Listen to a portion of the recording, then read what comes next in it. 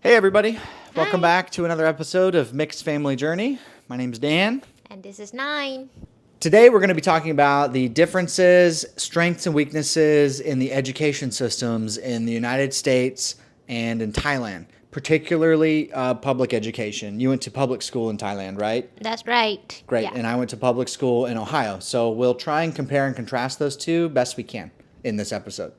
We think it's an important topic to discuss because education is very important for our child, and we think it's a fundamental pillar in anybody's life. So, what we're trying to do is discuss and compare these two education systems to try to better understand how we can teach our kids better, perhaps, or teach them less. Perhaps it's too strong in some cases, as we'll get into. I would say that school here is relatively easy. It's not tough.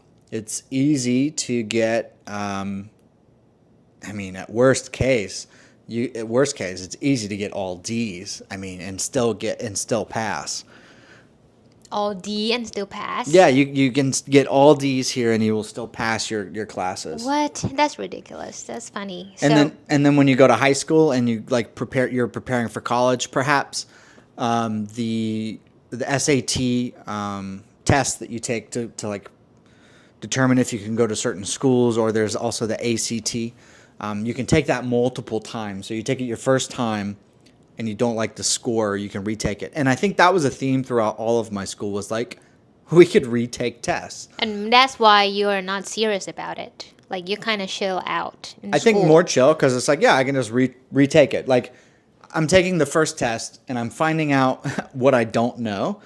I learn that, and then I can take the test again and pass. I do not have retake. We cannot retake the test in Okay. Asia. That's end of this story. Cool. That's You the only point have I'm trying one. to get to. Yeah, one chance and you're done, or you doom. Great. Which is why there's so much pressure to perform well. And there's pressure not just from the students, but from parents and faculty in the school. That's right. Yeah. And that's why in Asia we start going to the tutor school when we are in elementary school. So you go to primary school, like elementary school, you go from 8 to 3, and you're saying that after that you go to a private secondary tutor place. Yes, yeah. A different location with a different teacher, teaching you the same stuff that you learned for the first half of your That's day. right. Like we relearn the same thing with the different teachers in a different institution called tutor school. And sometimes the teacher at the tutor class was your teacher at the school, That's right. and that can get iffy. Yeah. And sometimes Because if you don't go to my tutor class, you I'm going to will- keep my eye on you. That's right. And sometimes you kind of miss the prep examination if you don't go to Oh, that right. teacher's tutor school. You know what I mean? Come to my tutor class. By the way, we're going to be doing this tomorrow. Have a look. That's All right. your friends who didn't come. Yeah. But this only Good luck. work in elementary school. Things change when you go to middle school and high school because that's a different league. How did you get to and from school? Did you walk? Did you ride your bike? Did your mom drop you off in the Yeah. car? Did you ride a bus? My mom dropped me off when I was in elementary school because at that time I lived in that little suburban city. But once that I went to middle school and high school, I moved to the different town, which is bigger, and then I took the bus. Okay, that's pretty standard to American, transportation to get to and from school. Yeah, but one thing that is not standard is that I moved out when I was 12. In middle school, when you started middle school, you moved to a dormitory That's right. at the school. It's kind of like a boarding school. Yeah. Really, you went to a boarding school. Yeah, kind of, but it's not inside of the school though. It's outside the school, but it's like a boarding accommodation that provided by the teacher at that school. Yeah, the reason that I had to go to that school because that school is the top 6 in Thailand, and all of the students they compete to death to go to top 10 school. Yeah. Because you have one chance to pass one test to figure out where you're going to go to school, to Yes. figure out what job you're going to have for the rest of your life, and basically place you economically for forever. That is correct. Okay. From elementary school to middle school for me in public education in the U.S. was pretty much the same. 8 to 3 with some added extracurricular activities in middle school, like running, track, football, other sports and stuff like that. There's no tutoring after school for me or any of my classmates that I can recall. So pretty like same, just like different classes, starting algebra, more advanced English courses, becoming a little more independent, more responsible for my own homework, that sort of stuff.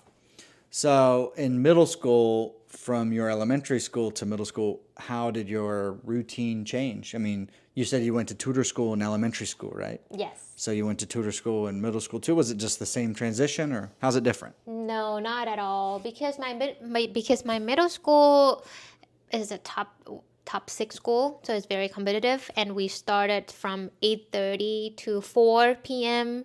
and I had to go to the tutor school from 4 p.m. until 8 p.m. and then after that I did my homework until 10 p.m.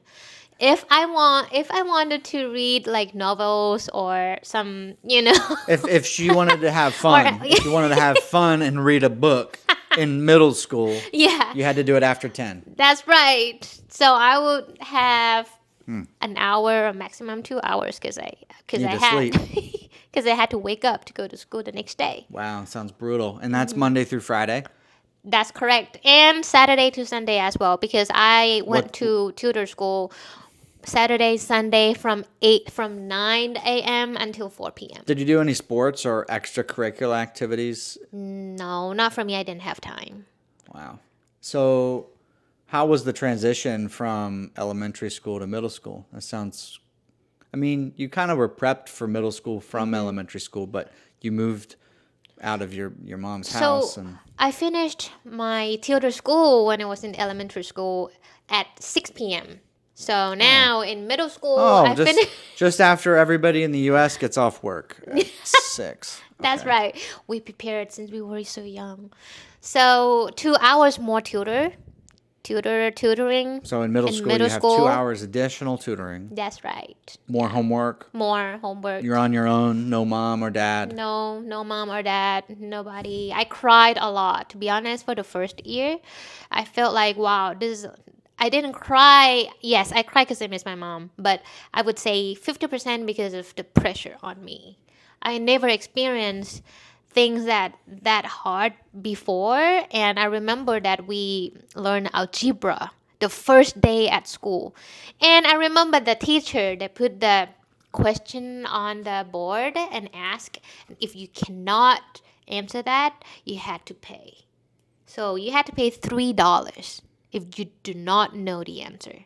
And I felt like, what is this world? Yeah. And that's when I called my mom. I told my mom that I had to go to tutor school. Yeah. Wow. Immediately. This is one of the most famous tutoring school building. It has 18 floors with all type of subjects that student can learn. Well, that sounds like pretty brutal experience. Both elementary and middle school. Maybe high school will get better, because I think it did for me. Even though elementary and middle school wasn't worse. Being in America in such a car-centric society, yes, entering high school is you start to finally earn some freedom. Where you in middle school earned freedom, but were like never had any free time. How can you have more freedom and more relaxing time in high school? Because you had to prepare for college. You don't have to if you don't want to. Like I said, you can get median scores, go to a median college, and earn a good wage, and be middle class in the U.S. 50% of the population in America is middle class. We looked up earlier, 38% of the population in Thailand is middle class. And then for also comparison, Japan, 60% of the population is middle class, even though they have still strict education system like Thailand. But yeah, high school felt more freedom for sure. Once you turn 16, you get your driver's license in most U.S. states. There's a big parking lot at the high school. Kids drive to and from school on their own. What did you do after school? Oh, man. What did I do after school? Uh, I played video games mostly, rode my bike. I did a lot of golf and marching band, those sort of extracurriculars. That was seasonal though. So like in the winter, that kind of shut off, right, after a first semester. But yeah, just a lot of freedom to do what I want. Now, I certainly didn't have the conveniences of Thailand with food everywhere and things to do all the time. So, of course, I was bored and got into some things that we don't want to talk about. But Yeah, I think yeah. that's like typical American high school. You know, it was 8 to 3 again, something like that. They did have AP classes, which are like let's say gifted classes for smarter kids. Yeah, oh, yeah, we do have that too. I could have gotten into those. I just didn't really care, to be honest. Did you have to pass the test or like rank top 50 to I go to think that? I think you just have to opt in. Like you have to be good at your basic classes, good enough, let's say A or something. And then you would opt into that other class and then you would have to do well or they would just, bump you back down or something. I see. But I never wanted that like challenge or anything. Kind of lazy, but I think that was my choice that I wanted and I knew that I could like still have a good life without that. So So my school, firstly, when you get into the middle school, you had to pass the test first. So you Oh, had you to have an pass. examination in Yes, elementary school that determines if you can enter certain that's middle right. schools. That's right. Okay. And you find your name on a big board. Your ranking. If you rank number 1 to 50, you go to king class, and then 51 to 100, you go to the queen class, and then 3, 4, 5. And these are all public schools, right? That's correct. That's Okay. right. And to contrast that real quick, in the United States, your schooling, so far as I know, in most places is based on where you live, where you reside, because your property taxes pay for schooling, right? So it depends on where you bought a house or where you live, where you would go to elementary, middle, and high school. I see. Which does require some investment, right? You have to have, if you want to go to a better school, you need a nice house in a nice neighborhood with the right school districts, or not. There's no quiz to figure out where I'm going to middle school. I True. know where I'm going to middle school. Yeah. It's set in stone based on my address. No, it isn't based on your address in Thailand. You can go to what school that you want, but you just have to pass the test. And pass the because of score. that supply and demand of everybody wanting to go to the best schools because it's freely open, there's the quiz. You have to pass this level to get in. That's correct. Yep, that's how it works there. And so you took that in elementary school to figure out where you're going to middle school. Yep. And you did the same at the end of middle school to figure out where you're going to high school. That's correct. So now the competition is even worse in high school because everybody prepared to go to the top tier Everybody's universities. looking at the next. Everybody's looking at the next school they're going to. Yeah. And I'm just thinking about when's 3:00 so I can go home and eat some snacks. We just think about what's going to be the university we go, how much we're going to make, how life is going to be in the next 3 years. So you have to work hard and Do you feel like there's a lot of pressure to decide what your career is going to be earlier? yes, 100%. I think we Asian students probably start feeling that since middle school, to be honest with you. Why? Because it's a pride, because it's a family commitment that you're part of the family, you don't want to fail them. You carry everybody's expectations on your shoulder. Yeah. So it's like a family obligation to Yes. do well. To do well, there's a limited number of slots, so I have to work very hard to get there. That's right. Yep. Correct. So I didn't have time to golf or swim or any sport at all. In high school, I went to tutor, so 4 p.m. finishing the school, then went to eat first. Luckily, that in Thailand we had so many food around the Those school area. street carts outside of the school just Yeah. waiting for those hungry, smart kids to come out and feast for 3 minutes before they got to run their ass to tutor school. That's so true. So you went out the door and then you can grab whatever food. You had 30 minutes. You run for the food and you can eat whatever you want. There's so many food. Yes. And then you get on a bus and then you go to tutor school. Now because you are in high school already, so most of my friends, they finished the tutor school at 10 p.m. because in high school. In high school because they wanted to go to medical school. So they had to be even more competitive. Because the doctor is a high earning salary in Thailand, right? Yeah, I think one of the highest. If that's not obvious. Yeah, so if you're smart, you're gonna go to medical school. That is kind of the culture. That's your path. Yeah, that's the culture. Set since middle school if you're smart. Yes. King class, medical school. Queen class, engineering school. Third class, business school. People here don't know. Like, I didn't know what I wanted to do even when I was in college. Most people here don't know that. I don't think that they want to. Okay, so I don't think that we knew it. Like, I think most of my friends, they didn't even want to be doctor actually at that time, but because of the they wanted to be a pressures, kid. Yeah. And when you wake up 40 years old in your bed and you're like, is this what I wanted to do?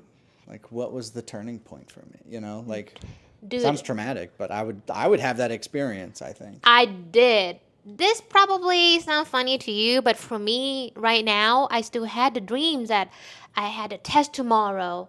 I dreamed about it. So you have PTSD from your education upbringing. 100%, because I used to dream about many times in my life, and now I'm in the 30s, you know? Like, I used to dream and very nervous. When I woke up, I thought it was true that I just didn't go to the math class and missed the quiz and didn't get the A.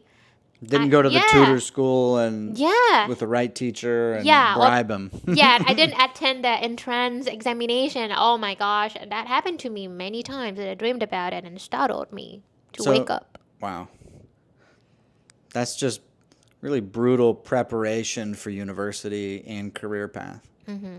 It's sort of set for you early if you're smart, and you will be very looked down upon if you drop down rank. Very hierarchical. King, I mean, you say king class, queen class, like, and you stay with your class all day in middle and and high school. Yes. Okay. Yeah, in the U.S., we have like 9 periods in the day or something like that. It's probably different everywhere, but every class was a different set of peers from the same grade, roughly. I think that is great. Yeah. So you kind of... Lots of opportunities to meet different people, to interact with different folks with different values and priorities. Yeah, I like that. I wanted that. And this is why when my friends went to the U.S. in high school, as the exchange student, they didn't want to go back. It's a dream. It was a dream for them. I remember, so he was ranked about like 70 to 100 in high school, and he went to, I think, Washington. He liked it a lot. He was number 1 in math class there, Seattle. Yeah, so... He loved it. He didn't want to go back. It's just... Hey, man, can you help me with this quiz? Yeah, I'd be his best friend. Yeah, he's like, oh my gosh, this is so easy. So compare that with like my U.S. preparation for college in Ohio. Very minimal. You meet with your like school counselor, like, where do you want to go to school? What do you want to do? This is in like junior year, so 11th grade probably. Maybe in 10th grade too. My memory's not that sharp on this because... really didn't care. That's really the preparation for it. And, you know, if you want to go to college, you take the ACT or SAT, and that's it. I mean, you got to pass your standardized state test to, like, graduate high school, but nobody really has to work too hard for that, to be honest. Yeah, there you had one and done test again called entrance. So you had to pass that. You get a score back, and then you get to choose 4 rank of the school and the faculty you want to go. You got to choose 4 colleges that you want to go to. Yeah. You have to choose 4 colleges that you want to go to. And then you submit the score. It will do something, match with the other people's score, and then come back. Boom. This is the faculty and university that you can go. Sorry, you scored too low. We've got too many applicants that have scored above you. So That's possible. Can't go there. Yeah, you can't go into all four. So do you get your like first pick, second pick, third pick, fourth pick?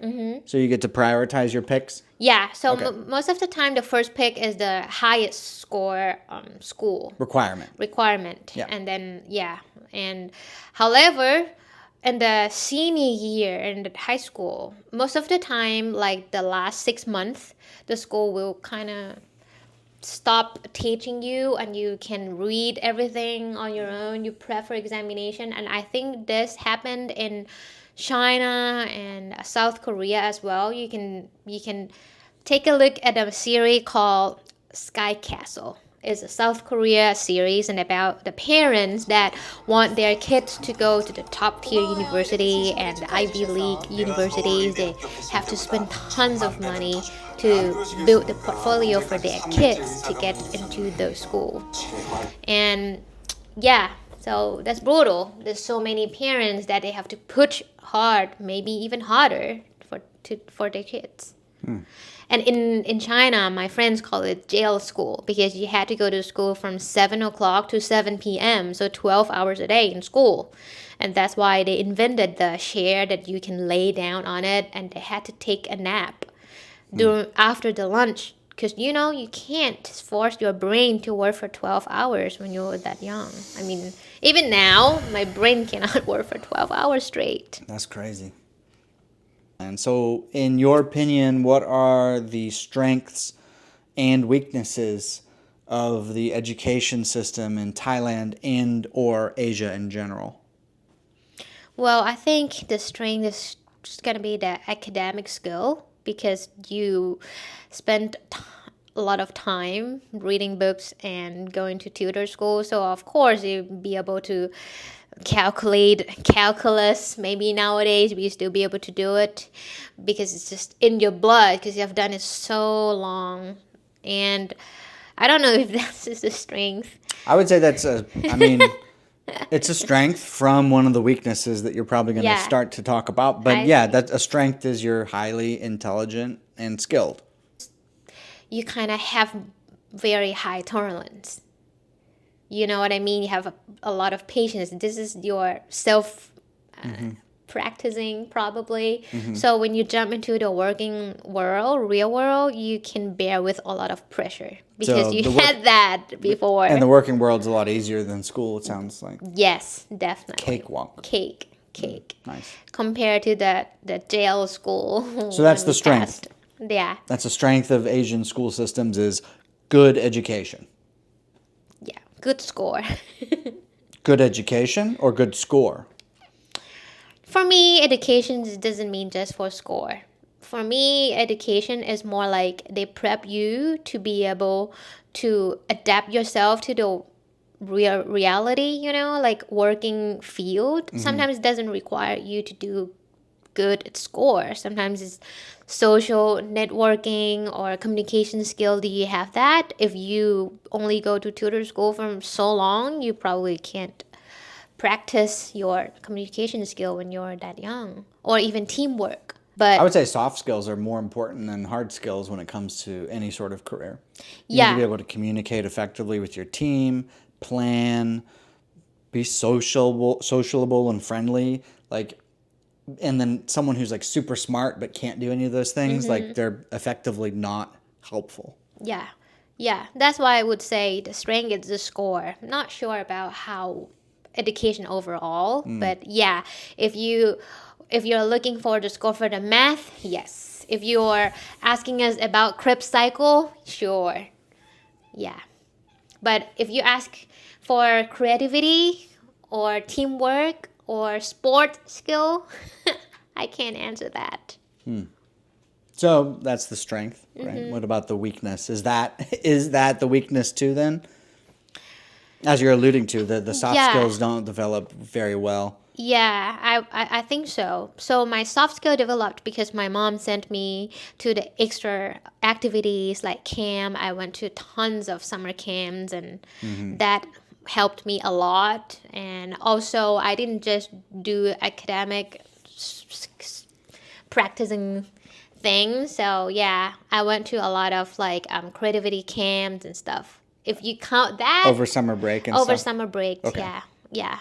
So I would say the cons for Asian education system probably because of they focus on academic too much and On the score. on the scores. Yeah, they should focus more on the off school, something fun, something that will boost creativity. The human aspect of Yeah. living. Yeah, and I think that's too much. It's too long. It's too long of the working hours, not not studying hours anymore, because it seems like it's working.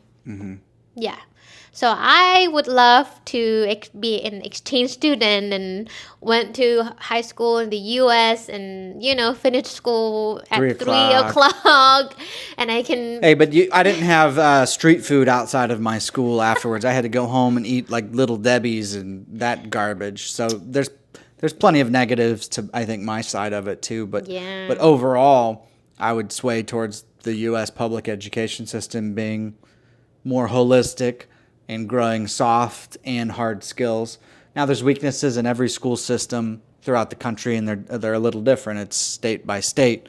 So, there's those differences too. Whereas I think Thailand is, like, since you can go to any school in the country, like, it's pretty federalized, right? Yeah. At a federal level. So, Yeah. Oh, and another thing that just came to my mind is that because in Asia, they kind of limit your creativity and flexibility. So you had to follow the curriculums and classes that school give you. So you couldn't change or you don't have selective adjust. courses. No. You had to walk the path that they already paved the way to you. Yeah, here there's a core path that you do have to follow, but there are electives that you can take additionally. I don't know off the top of my head what those are, but there's like computer stuff, programming. There's also a post-secondary school you could go to learn like plumbing, welding, woodcrafting, sort of blue collar skills. That are very, very fortunate to have those sort of paths that you get to choose versus like you score very well, you're in the king class, you're going to be a doctor, enjoy your life. Great. I think this has been a great conversation, very fruitful, and I think there's a lot of information still to dig into when it comes to Thailand education or Asian education and United States education. These things are always developing and improving or getting worse in some cases, and it's important to be able to discuss these so that we can continue to improve these systems for our kids and their kids in the future. So. Yeah, and find a balance between two Yep. systems. Yep. Would be great. So I thank you for watching. If you stayed the whole time, definitely click like and subscribe. If there's anything in particular you'd like us to talk about, please leave a comment. We'd love to have a greater discussion with you about these topics, whether it's education, Asia, politics, I don't know. Tell me what you want to talk about, and we'll see you soon. Thank you. Thank you.